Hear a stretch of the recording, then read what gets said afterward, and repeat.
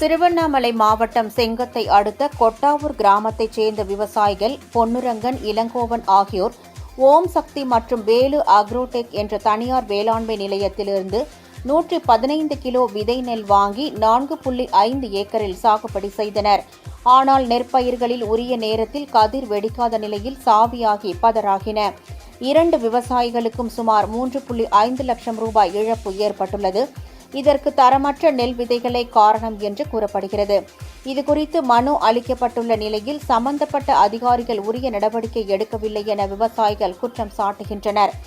விதை சான்றிதழ் உதவி இயக்குநர் நேரில் ஆய்வு செய்த போதிலும் மருந்தக உரிமையாளர்களுக்கு சாதகமாகவே செயல்பட்டதாகவும் விவசாயிகளின் இழப்புக்கு எந்த தீர்வும் காணப்படவில்லை எனவும் கூறப்படுகிறது. எனவே சம்பந்தப்பட்ட அதிகாரிகள் தனியார் வேளாண்மை நிறுவனங்கள் மீது நடவடிக்கை எடுத்து விவசாயிகளுக்கு உரிய இழப்பீடு பெற்றுத்தர வேண்டும் என்று கோரிக்கை விடுக்கப்பட்டுள்ளது.